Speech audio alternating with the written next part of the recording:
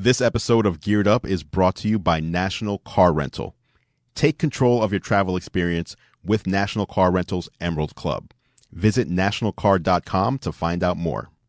Key by Amazon is a service I've been using for about 2 or 3 weeks now, and it's very interesting. So it started as Amazon would control your smart door lock, and they would open your front door, deliver your packages inside your front door, and then close the door and lock it.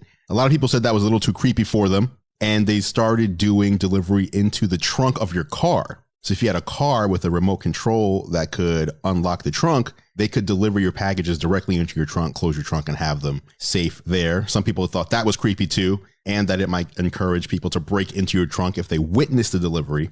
So now what they've added is something called Key by Amazon in-garage delivery. So if I place an order on Amazon, during checkout, I can select them to just deliver it like normal or to deliver it into my garage. And what happens is they use your smart garage. You get an alert when they're about to show up. You get an alert when they show up. You get an alert when they open your garage. You can watch the delivery happen. You have to use an Amazon Cloud Cam, so everything is recorded. They place the packages in your garage, and then they stand there and wait until your garage door closes before walking away and leaving. Welcome to Geared Up, brought to you by National Car Rental. I'm Andrew Edwards, and my co-host John Rettinger is enjoying a relaxing holiday with his lovely wife. The first holiday that he's ever taken since his kids have been born. He is in Maui, Hawaii for the Snapdragon Summit. So, in his place, I brought in 2 heavy hitters. Let me introduce them to you. First, my good friend, Kevin the Tech Ninja. How you doing? Hey, doing pretty well. It's funny how it takes 2 people to replace John Rettinger, but I'm totally okay with that. I'm totally okay with that. I don't even know if you guys are going to succeed at replacing this man. I mean, he's a legend. Fair enough. Kevin, if you're unfamiliar, has a YouTube channel. He does tech reviews as well. Kevin the Tech Ninja. Give that a search. And then we also have another man, myth, legend in the house. Dan Barbera of CLE Tech. How you doing, Dan? Oh, no. We dropped that a long time ago. And notice how I dropped the we in there.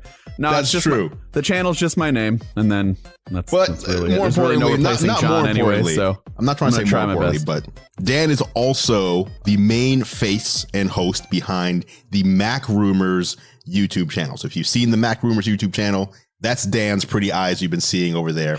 And he is stepping in with Kevin this week. Geared Up is your weekly look at the world of consumer electronics and gadgets. And today we have several topics to get into. Let's just jump in, guys. Let's talk about, actually, let's tell people the reason you guys are hosting is because we have a very active 3-person group chat that goes in iMessage pretty much all day, every day. Yeah, absolutely. That is true.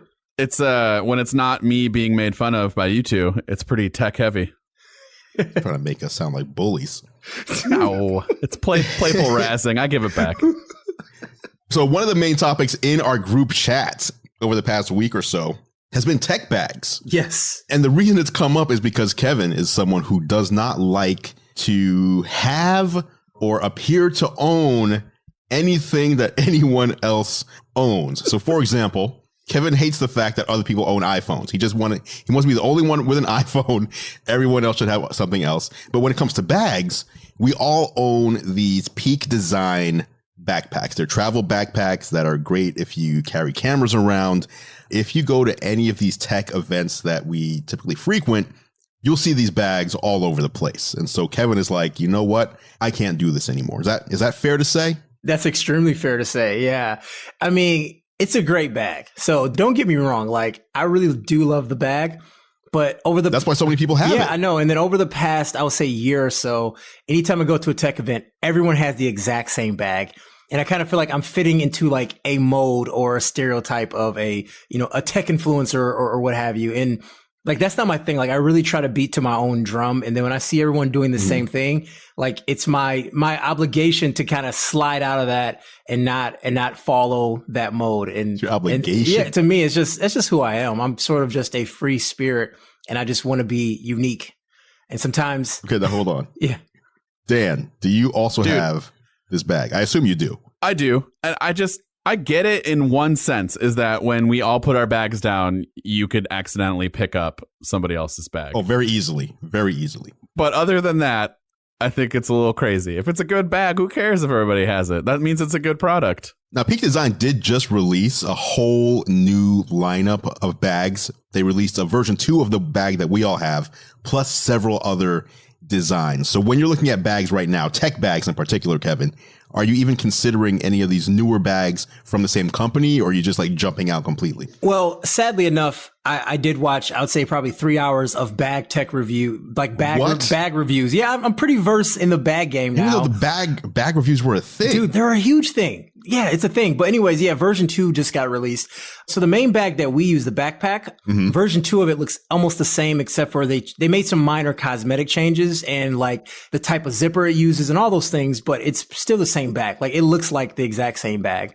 And they also have like an everyday bag, which is fine. And I would consider that, but everyday bags are not really made for the tech first people. Like I want to have lenses and cameras. I don't need a spot for my shoes and deodorant. You know what I mean? So, I'm really stuck here and I've been trying really hard to find a better bag than what I currently have. And honestly, I'm striking out. So Peak Design really has developed the bag that we need, is what you're saying. Sounds like what you're saying. Well, for me and my needs and what I need in sort of a camera bag, book bag that is aesthetically pleasing, built well, and to carry all of my crap. Yes, they actually have a really, really nice bag. And I haven't found one that pretty much checked all the boxes like the Peak Design bag is doing, unfortunately. What are your boxes, Kevin? Oh, good question. What are your boxes? Oh, okay. Yeah. So number one, it has to be stylish. Like I don't want to, I want to feel nice in the bag. I want to feel like someone, I want to feel cool. Like when I walk in a room, I want people to, question who I am. And I want people to really know what is nice about this bag. Number two. I need to interject here for a second. Before number 2. Yeah. Kevin liked his bag so much that about 3 months ago at a Samsung event, he asked me to take multiple pictures of him while he was posing with the bag over his shoulder because he wanted to share this on social media. Look how good I look with this bag. Was it the Peak Design bag? A couple months later, he's like, I can't wear this anymore. Yes, it was a Peak Design bag. Was it before everybody started doing it? Yeah, I think my picture is the reason everyone got one, to be quite honest. So that sounds right. Yeah, so of course it has to look good, right? Number two, it has to be camera focused first, right? I don't want a bag where I can fit my camera gear in it. I want a bag that's made to hold my camera gear. And number three, kind of on the camera gear thing, I need to be able to hold a tripod. And a lot of these bags don't have the ability to hold a tripod. And the Peak Design bag has these extra straps, right? You've seen it, Drew, where I put the tripod in and then I can use these little straps to kind of strap up the bag in there. And number four, I need the bag to be extremely comfortable to be able to hold it for a long time, have the chest or waist strap just for, long commutes, long carries. And of course, I carry a lot of stuff in it. So I need something that's not going to injure me. I don't want my bag to injure me. That's true. Yeah. So, yeah, that's my list. So that's my list. That's my list. So it sounds like you just need the new Peak Design bag. That's really is what it sounds like. Yeah, I need a collaboration. I do a collaboration for one bag from Peak Design to make them a bag just for me. Question. Can I ask you this? Yeah. The original Peak Design bag came in 2 colors that almost looked very similar to it. It was basically like a light gray or a dark gray. The new ones, they have the light gray, they have the dark gray. Those 2 grays are a little bit different shade now, but they also have like a light beige and a midnight black. Yes. That's the best one right there. Wait, they have a black and they have a midnight blue. So with that information, does that make you feel better about a purchase, knowing that I'm assuming most people who have this bag aren't going to upgrade to a new bag? People don't upgrade their bags like they upgrade their phones. So most people are going to have a gray bag.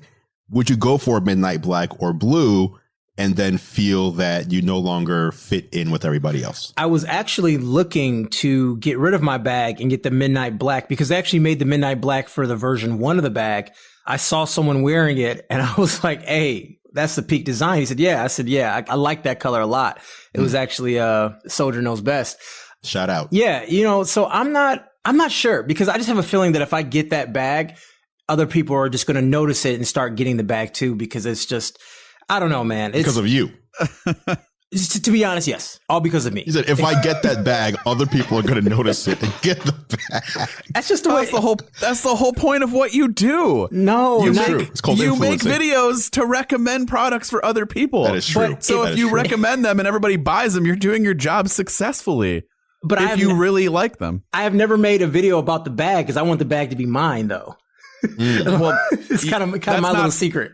Peak Design would be failing as a company if you were the only person that bought it. True that. But I I- actually just received the entire new lineup, version 2 lineup today. Peak Design sent it over unexpectedly. So I'll be doing a video on this. I'll just And now use it Kevin as won't be getting it. Nope. That's true. That's true. Let's move on. All right. Wait, what? You have something? Wait, go ahead, Dan. No, I'm not I was trying just to- going to I'm trying say, cut you off. should tell him the other reason why you don't like that Manfrotto bag that I sent you. Oh, so Dan sent me a photo of a bag, and I was going through the pictures. It's a great bag, by the way. That's debatable. So there's a bag that he sent me that supposedly is great. And in the picture, there's a guy holding the bag, and the way he's posing, I don't want to be seen as that guy posing with that bag in that picture. Like just from the outside looking in, I don't like the way it looks on him because he's posing funny. And I never want to be caught in that compromising pose holding that bag. So I don't think once you put the bag on, it just makes you pose like that all of a you're sudden. right. It's not like it's got some powers to make you do that. maybe that's the most comfortable pose. Who knows? Maybe. I don't Probably know. is. All right. I mean, you taught me about the best pose for taking photos. Yes. That have to be like statuesque, like the statue of David or whatever, Yeah. Michelangelo. It's weird. It's a weird pose, but it looks good in pictures. Yeah, Ralph Lauren Polo, they always use it. It's called the contrapposto pose. I learned that. That's the only thing I ever learned in college, the history of art class that I took. I learned about that specific pose that Ralph Lauren Polo still uses Can today. you spell that for me? Nope. Dan's like, I need to get I want this to know. down. I want to know what this looks like. I'm Contrapostal. trying to look it up. It's the contrapostal pose. Yeah. Contra it's, what? it's kind of the one arm bent looking over the shoulder and the knee slightly bent as well. Ralph Lauren Polo uses it all the time. Well, I so. forgot about the knee. The knee has to be bent too. So Got to get the knee in there. All right, let's move on to the next topic, though, real quick. Black Friday. Yep. Cyber Monday, Cyber Week. Yep. You guys do any shopping for yourselves, for your loved ones? lately, I've actually been laying low key on Black Friday, Cyber Monday. I usually make one purchase every year, and this purchase was for me. It was a new monitor. I know we'll touch on that a little bit later, but I bought a new monitor that was actually $400 off. So I wasn't actively looking for it, but it kind of popped up in my feed. But Not bad. most of the year, during the year, if I kind of want something, I just end up getting it eventually. I end up buying it ahead of time. Right. I don't really wait for the deals. So yeah, I just kind of lay low. I actually bought a new camera. Oh, yeah, I forgot about that. So Yeah. a new camera is a major deal for That is a what big we deal. do, especially when you're switching over from one platform Yeah. to another platform. Which is a terrible idea when you're super heavily invested, but What'd you do, though? Tell us about it, Dan. So I've been using Sony for a few years. Started with like the 6300, went to the 65, and then of course did the A7 III, which is an amazing camera. Nothing against the camera at all. It's great, and I'm still not even 100% sold that I'm going to like actually keep the. I went to the Canon EOS R.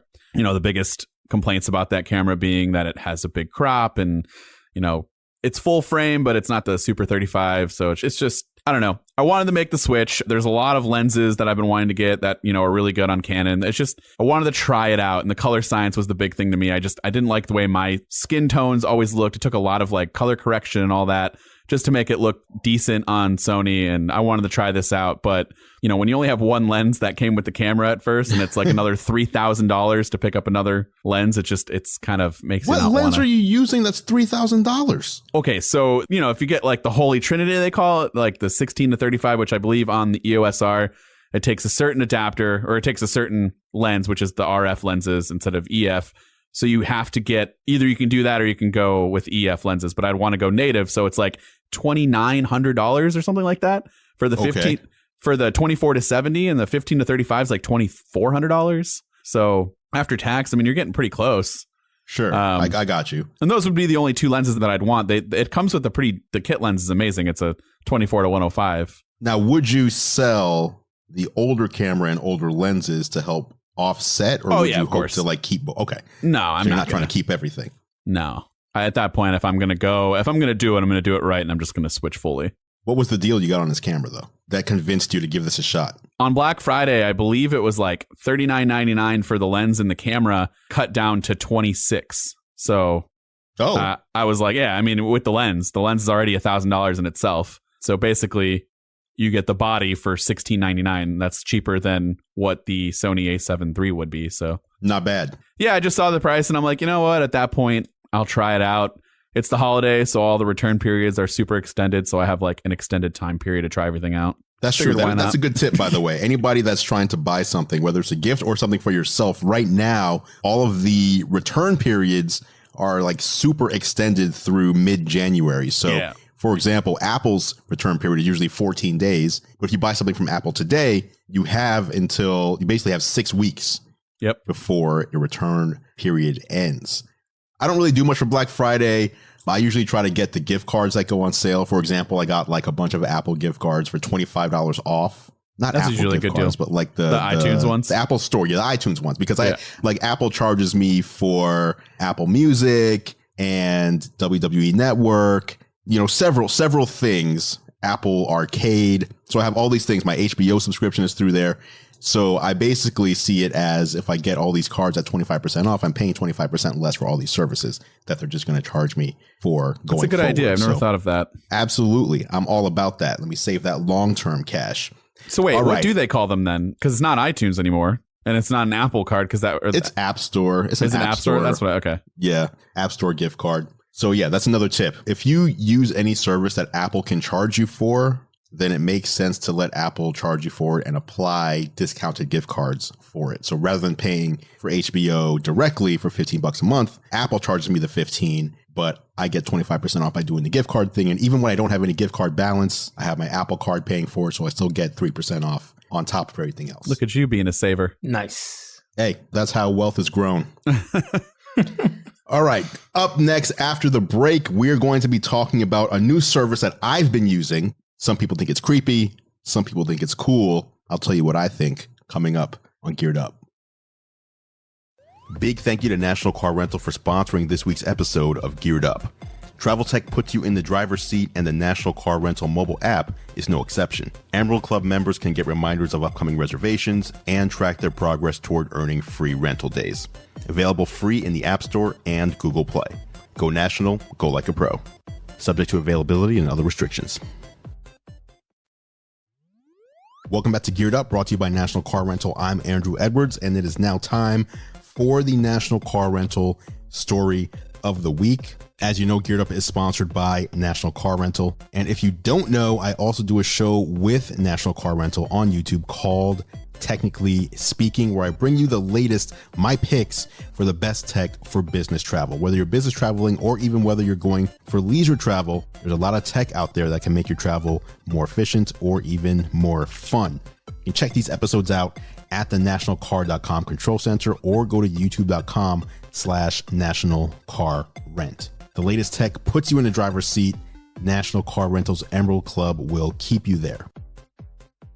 Big thank you again to National Car Rental for sponsoring Geared Up. And now it's time for the National Car Rental story of the week. And it is Key by Amazon. Key by Amazon is a service I've been using for about 2 or 3 weeks now. And it's very interesting. So it started as Amazon would control your smart door lock, and they would open your front door, deliver your packages inside your front door, and then close the door and lock it. A lot of people said that was a little too creepy for them, and they started doing delivery into the trunk of your car. So if you had a car with a remote control that could unlock the trunk, they could deliver your packages directly into your trunk, close your trunk, and have them safe there. Some people thought that was creepy too, and that it might encourage people to break into your trunk if they witnessed the delivery.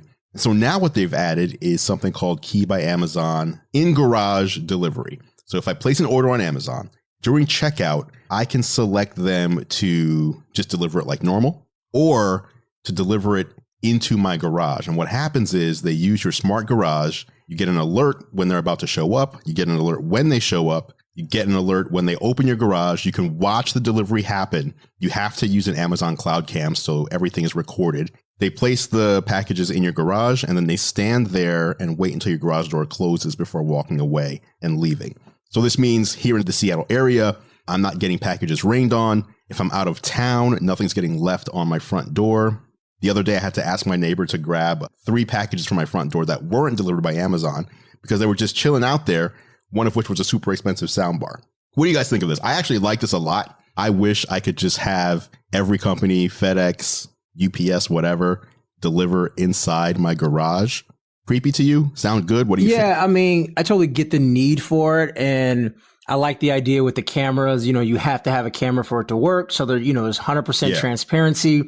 but I still do not like the fact of people being in my garage who I don't know. I mean, just seeing some of the Amazon drivers, the way they treat my packages already, I just don't particularly care for these people. The way they use my package as a soccer ball as they proceed to kick it onto my porch. No, wait, do you mean the Amazon particular drivers, or you mean like UPS or FedEx? I mean the Amazon or particular drivers. The Amazon in particular. In particular, it feels like they have less respect for my products than a UPS or FedEx type of person. From what I'm seeing in my area, like a lot of things are getting thrown to my porch. You know, one thing that happens a lot is when they put something very like a little envelope, they put it on my porch and then it flies away because of the wind. And it feels like you should put something on top of it, or they'll put a box down and then put that on top and then it flies away. So no, I really don't like that idea at all. And then even then they can see inside my garage. They can see the type of car I have. They can see all that stuff. And, you know, I'm just not comfortable with that. I mean, I'm in a situation where, you know, you deliver to my porch is covered. I could then go and get it, or you can use the Amazon locker, which I think is a better solution, especially if you think you're going to be out of town or you're not comfortable with your stuff being on your porch while you're not home. Right. Amazon Locker is where they'll deliver your packages to like a store, right? It's like store. The lockers are in like a store nearby, and then they'll put them in a locker and you just go to the store and pick up your packages. Yeah. You essentially, they send you a PIN code. You type the PIN code in, and once you do that, it opens up the locker that has your stuff in it. And you can leave it in there for, I forgot, up to 72 hours, or I forget exactly how long. But so if you're out of town, you get it delivered to a locker. You have the PIN code, you type it in, you just get your stuff and go. Those lockers aren't that big though, right? No, they're not big, but they do have like a bulk section at the bottom too, just depending on what you're getting and what slot you'll be in. Yeah. So I don't know if I missed you saying this, Andrew. Did you say that you have to give them your garage code, obviously, right? No. So what you do is it only works currently with Chamberlain MyQ Garage. Okay. So what it does is you download the Amazon Key app, the Key by Amazon app. And then during setup, it does one of those things where kind of like when you log in with Facebook, where like the app that you're logging into Facebook with doesn't get your Facebook password. Facebook just says it's okay for them to log in. Okay. So it uses your Chamberlain Garage credential, but Amazon doesn't get your credential. So basically they have a version of the app which you can revoke at any time that lets them use the MyQ service to open your garage. Do you know if the driver itself, like, does that get removed from them, or can that driver in theory come back later on that day and just use the same thing to open it up again? So the way it works is the drivers, they get your address obviously to make the delivery. When they pull up to your house, their driver app, their Amazon, you know, the app on their side, just gives them the ability to open and close the garage and to take a photo of the delivery sitting in your garage. So basically what they do is they scan the package, they open your garage, they take a picture of the delivery sitting there, and they close the garage. And once the garage is closed, your delivery is done, so they can't access your garage again. Yeah. If that makes sense. Like they're done until you place another order. It's a good idea. It makes sense. I get it. Like, you know, the concerns of people being worried about, you know, oh, they can see my garage and they can steal stuff in there. And it's like, I mean, they know they're being recorded. There's a camera there. I have all the proof I need. At worst, it's an inconvenience for me to file a police report and get the money back in insurance. But I mean, I would imagine that 95% of those people aren't going to take any of your stuff when they blatantly know they're being recorded, and they're going to lose their job and probably, you know, be charged with something. So, I mean, it makes sense. I don't want my stuff being rained on. My delivery drivers are actually kind of nice with the envelopes. They put it in between our like glass door and the door itself, like the screen door, so it doesn't fly away. So that's nice. Sorry, Kevin, about your luck. But no, I like it. Like, I like the fact that even when I'm home, because obviously when I'm not traveling, I work out of my home. And just yesterday, for example, I was shooting a video and the doorbell rang twice for deliveries, and I have dogs in my house. So the dogs go crazy. I'm in the middle of shooting something. I have to like recompose. And when it's an Amazon delivery, I can be recording a video and it's just in my garage. I don't get interrupted. There's no doorbell ringing. There's no knocking. Everything stays quiet. Obviously, that's a very unique use case, I guess. Not everybody's trying to record videos in their home all day. Well, like my wife puts the kids down to sleep at, in the afternoon, and people deliver. I get texts constantly from her about how upset she's like, this package better be worth it because they just, woke up the kids. So like, I get it. It's a silent only way. Allowed to get deliveries that are worth it. Well, we have a Nest. Otherwise, we have one of those upset. Nest doorbells, so just put on nap time or whatever the feature is, so it doesn't ring. But I get it. It's a cool feature. Kevin seems unimpressed. I don't know. I just don't trust people, and not right then and there when they're on camera, but them having more information about the layout of my house. Sure. They can go in my garage and see there's a door on the inside. They can see the different type, whatever car I have. I mean, They can't go in your garage. They cannot step inside the garage. okay, but once the garage opens, they can then look though. They can then see. They can certainly Yeah. look. And Yes. I just personally, I feel more comfortable with a package being on my porch than someone opening my garage personally. And that could be my situation, that the neighborhood I live in, I don't sure. worry about people taking packages. I'm sure if I lived in a situation where there's more houses nearby or closer houses and I just don't feel comfortable with things sitting on my porch, yeah, I get it. But I just think for me, I just don't think it's That's a true. great option for me personally. Yeah, I live in one of those communities where, like, my neighbor, if I leave my front door, I can be at my neighbor's front door in like 10 seconds, maybe. And I can go across the street to another neighbor's door in like 50. So everybody's close over here. It's not like everything's spread out. I have one of those setups where, like, if you're going to pass my house, you have to like go down this street specifically to go to somebody's house. There's no reason to like pass my house whatsoever because it's just one street off a main road. But like my old house, we had a detached garage. So this would actually be great for that because, then they're just getting into my garage, but they can't get into my house. Yeah, right, definitely. right. That makes sense. Well, Key by Amazon. Check it out on Amazon.com. Just search for Amazon Key, Key, and you can learn more there. Next topic, we want to talk about desk setups. And what I mean by desk setups is the things that we have on our desks that we work with to make our content. Because I know Kevin has been rearranging some stuff. I know, Dan, you've been doing the same thing. I'm waiting for the new Mac Pro to drop. New Mac Pro, new Pro Display XDR. That's going to be when I rearrange things, which should be supposed to be sometime this month. Should be next. What have you guys been doing? What products have you guys been looking at to enhance your desk setup? Yeah, I guess I'll start. So I'm making a huge shift. So right now I'm actually got rid of my 5K iMac 27-inch and I'm moving strictly to my 16-inch 2019 MacBook Pro as my main computer. So it was That's a big it was switch a right total there. shift, right? So, and I'm doing a stealth setup where you can't see anything. All you can see is my monitor, mouse, and keyboard. The laptop you can't see. All my peripherals you cannot see. So right now I have a series of under the desk shelving that I have all these things on right now. So I have my laptop on a shelf and then I have another shelf that has my audio input and I have my hard drive arrayed and I have a dock in that thing. So basically I want the one cable experience, right? You take one cable, plug it into my MacBook, and now my MacBook is a desktop. And then when I'm done with it, I can just unplug it, walk away, no problems, no fuss, no cables. So that's what I'm working on. I'm just working through the cable management right now. So you don't even use your laptop as a secondary display. No. You just have it tucked away. Tucked away. You can't even, you wouldn't even know it's there. Correct. Who cares about the beautiful Retina display? It's gone. It's gone. Well, I mean, if I'm portable, then fine. But I have a 38. Yeah, all right, I have all a right. 38-inch monitor in front of me. My desk doesn't even have enough room for another screen. It's just That's the Black Friday monitor. it's the Black Friday monitor. It's a How is that monitor? I do like it. I mean, definitely there's a difference between this monitor and the one on my laptop. So, it's things like black levels and it's not perfect, but as far as real estate and being able to see my whole timeline, I love the ultra wide form factor so much more than the standard form factor that I had with my 5K iMac. So I'm actually a huge fan of it. What monitor is this? This is a Dell 38-inch ultra wide monitor. And I'm very happy with it. I love having this much real estate and my eyesight isn't great. So yeah, that helps. And I have a monitor arm that I can pull the whole screen towards me. So I have the screen like a half inch from my face, 38 inches away, like a half inch from my face. So, so you don't have it on like the stand? No. You just have it connected No, to an remember, arm. even my iMac wasn't on a stand. My iMac was on an arm as well. Okay. Yeah, I put everything on So an that arm. saves you $1,000 on the Pro XDR display. See, and yeah. now you can't even tell us that it's overpriced. And well, I See? never said it's overpriced. I just said for what I want it for, I really don't want it because It's not it's ultra not the wide. right, It's not the right ultra form wide. factor. And for what I'm spending, I'd rather spend that money on something else. So I can save $1,000 not buying the stand, and I can save $5,000 by not buying it. That's a $6,000 savings right there. That's the Fair logic enough. right there. Fair so wait, enough. have you experienced the thing that drives me insane? Yeah, you saw what I did. Have you seen the thing that drives me insane about doing the docked MacBook where you plug in your MacBook in clamshell and then you leave and then you come back and you can't you can't get it to wake up again without opening the lid? Because that happens to me all the time. It drives me insane. That only happened to me one time, and my Mac actually. So far. My Mac.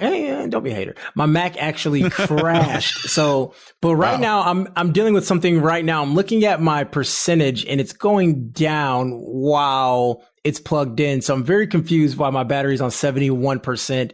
And it's dropping even though it's plugged in. So this is going to be interesting. That's the thing with these MacBooks now. The battery is so big that, and if you're running a performance intensive app, I don't know what you're running right now, but whatever you're using to capture the audio, probably that's going to take up more power than what you're docked at to charge is going to be able to give off. So you're going to be losing power, or you'll just maintain it and it'll stay the same, which is another reason why I'm like debating whether I want to do the same thing that you're doing, or try to get rid of the iMac Pro that I have now in favor of a Mac Pro, which might be the way to go. I don't know. Is having a one cable experience so important that you don't use the power brick? Right. You can have a 2 cable experience and and solve all these problems. It's just 2 cables. So what's the problem that I'm solving with a 2 cable experience? Now, I'm not asking just to ask, like, this is a whole new thing. Like we've talked about this, like this is new to me. So I don't understand, like Thunderbolt 3, I don't understand because I'm newly switched over. Like I don't understand what Thunderbolt 3 is versus USB-C and none of that stuff.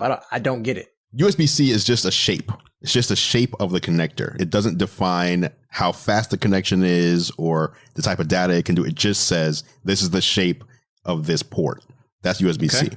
So Thunderbolt 3 uses a USB-C connector. USB 4, which is about to launch in 2020, is Thunderbolt 3. So basically the next version of USB 4 is just going to be Thunderbolt 3. So we're not going to have any of this confusion anymore. Right.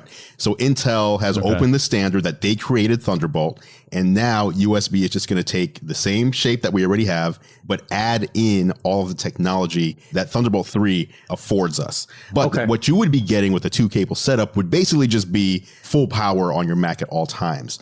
So your Mac won't be using battery and the power you're supplying to it because, it's doing something taxing.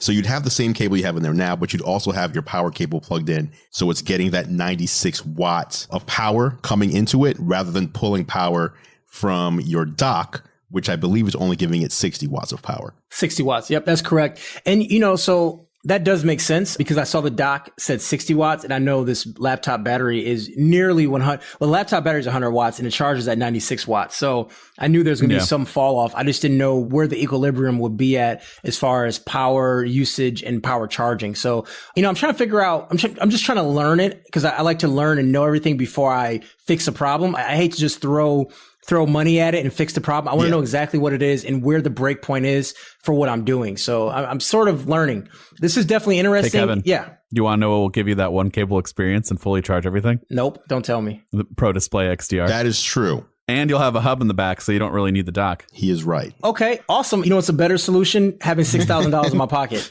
That's an even better solution. Is it though? But you bought a display, so you don't have the $6,000. How much was the Dell display again? $900. Oh, all right. Less than the stand. You sell that display and your iMac and you're golden. Less than the stand. No, my iMac is worth like $1,000 now, if that. So. Oh yeah, because what happened to it? I mean, and it's 2015 as well. So. Oh, is it? I thought it was recent. No, it's a 2015. I make it happen. I make it work.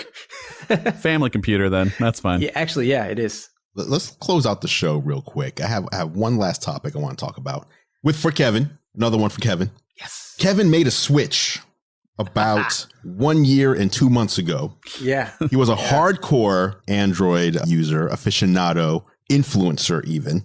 And I don't remember what it was, but something around the iPhone XS launch convinced you to make a switch, at least temporarily, to give it a try and see how it would work out for you.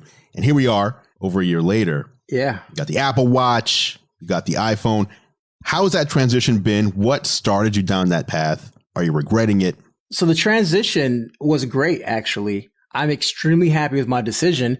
And even now, more so with all the new Android devices coming out, and just it seems like every day Google does something that is so asinine that I don't understand. They release a new messaging app and get rid of a messaging app, and they're still trying to figure things out that Apple has been doing for years now.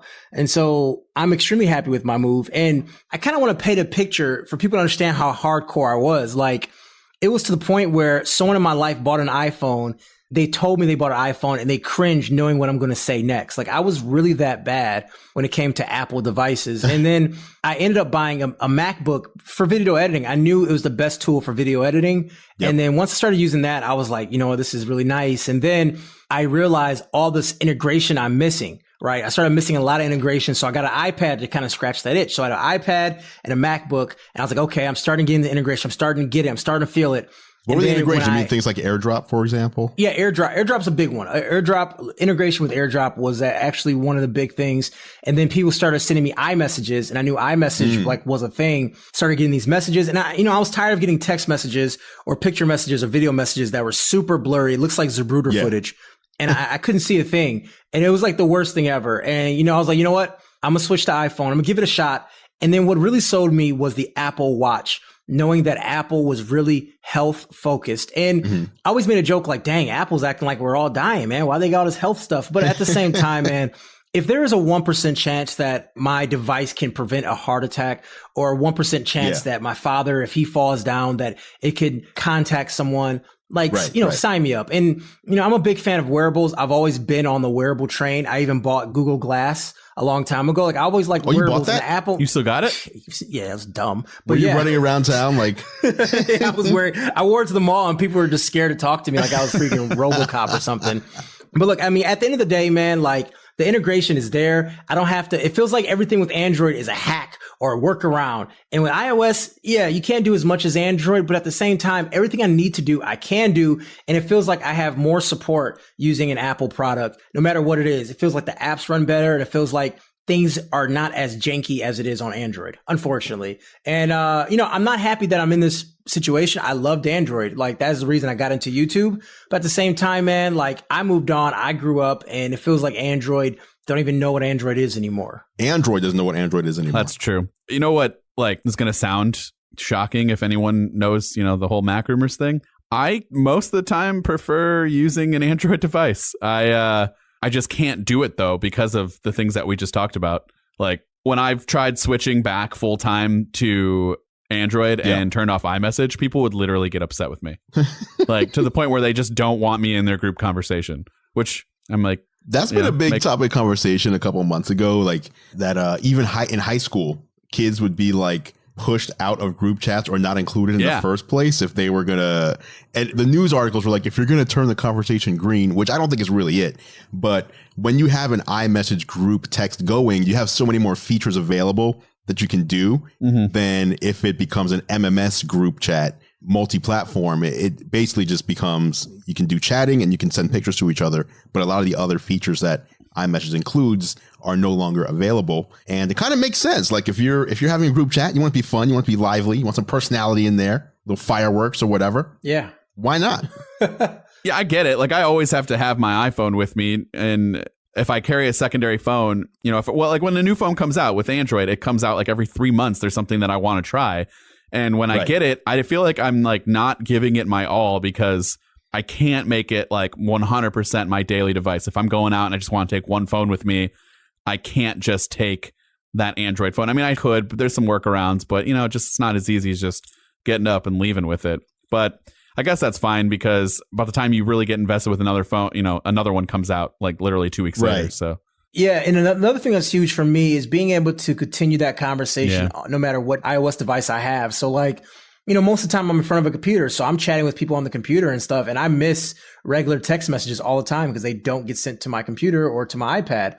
So, if you send me a message and it's a text message, I may not see it because I don't look at my phone that often because with Apple, everything is integrated. Everything I want to do on my phone, I can just do it on my iPad or my computer. So, I mean, that's another big thing for me. Now, Kevin, there is a setting that you can turn on.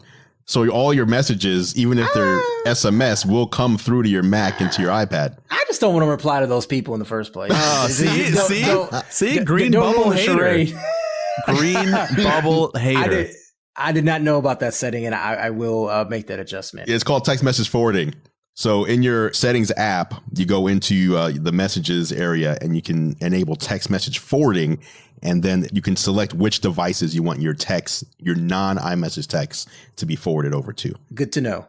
So it sounds like basically what you guys are saying, though, in a nutshell, is There are more things you can do on Android. If you want to put the time into like figuring it out, you can certainly do them. But it's the convenience factor that Apple provides, which is kind of similar to another topic, which is AirPods are killing the game. They are the most purchased headphones in the world by far. They're not the best sounding headphones in the world, but they're seen by many as being the most convenient, and therefore convenience is trumping other features. Yeah, 100%. And AirPods are considered cool definitely for high school and middle school kids. You know, I was at my friend's house who has 2 middle school kids, and I flipped open the AirPods case, not in a cool way, just a normal way. And they're like, "Oh, you have the AirPods Pro." Like if I had like, you know, Galaxy Buds or Pixel Buds or whatever, I don't think anyone would care. But now that I have the new AirPods, it's like a big deal. And, you know, kids, in my opinion, high school and middle school kids really drive the market for stuff because they tell their parents to buy it and their parents may get a pair. I mean, their parents may buy 3 for the whole family. It's just one of those things that Apple and Beats by Dre, for what it's worth, has a coolness factor behind it. You know, it's a luxury tech item and people are attracted to it. Sort of like, you know, not to make the conversation about Tesla, sort of like a Tesla, right? It's a cool thing. It's a conversation piece. I've had so many people ask me about my Beats. Man, how do they sound? How are they good? Then I explain the tech stuff like, oh, active noise cancellation is good. Transparency is good. But they just like, yo, I just like how they look. It's kind of cool. It's a thing. You know, it's kind of a hip thing you can talk about with people. So, yeah, I can see why they're killing the game. I definitely could see why they're killing the game. And they're also amazing to talk on for phone calls. That's like one of the most underrated features for me that I say 80% of my phone calls, I talk through the AirPods. Just so nice and so easy. How many phone calls are you having? Well, you can do 80% of 3 phone calls. You know, that's like, I guess that's true. That's you made it seem like you're like walking around the office all day just with your AirPods on, taking phone calls, but still yelling into them. Like you're still 80%. At the end of the day, it's 80%. So it's a convenience thing for me for sure. I love that I can just like open up my MacBook and hit one setting to connect them instantly. That they're just already there. I don't have to hold down the case and pair it and unpair it automatically with my other stuff.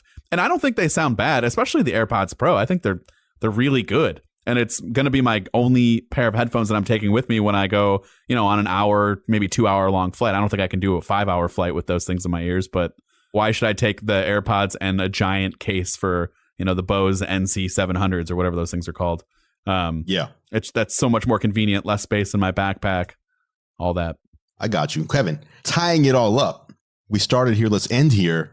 How do you feel about the fact that these headphones that you like so much are worn by pretty much everybody that you see, especially in a major metropolitan area? So my AirPods were actually custom colored, by the way. I actually get them. The Yeah, regular ones. And these AirPods Pro, I'm actually going to send those in and get them custom colored as well, so I can have a unique color for them. So no one else will have them but me. So thank you for noticing. Yes. So this is colorware, right? Yeah. Except for those who go to colorware.com and get the same color as Kevin.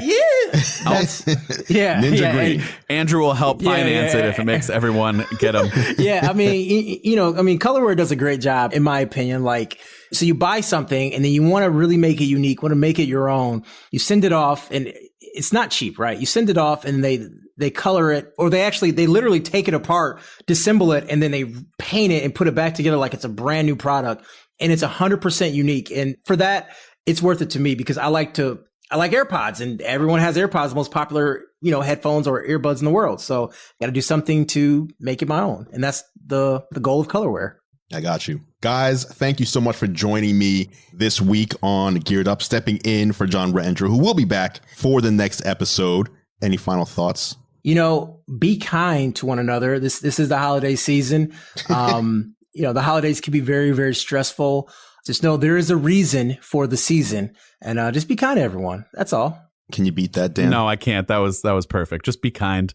Don't get frustrated when there's long lines. Everybody's being a last minute shopper like you. Just be kind. I agree. Don't get frustrated if you get a package delivered, wakes up the kids. Always be on time. Always be 5 minutes early. But don't always be on time. Yeah, miss you guys. But don't be throwing packages either, breaking them, and then I have to go and reorder them at the last minute too. What? That's terrible. And that is it for this edition of Geared Up. Thank you so much for listening. Of course, you can catch John and I on YouTube. I'm at youtube.com/gearlive, and John is at youtube.com/John4Lakers. Feel free to head over and subscribe to our channels to stay up to date on all the latest tech. Speaking of subscribing, you can subscribe to Geared Up in your favorite podcast app if you haven't done so already. Just search Geared Up, that's 2 words, not one, in Apple Podcasts, Spotify, Pocket Casts, Overcast, or really wherever you choose to listen. If you like what we do, please consider leaving us a rating and review. It really helps other people find the show. Geared Up is a Gear Live podcast, and you can see more from us at gearlive.com. Thank you so much for listening. For John Rettinger, I'm Andrew Edwards, and we'll catch you in the next episode.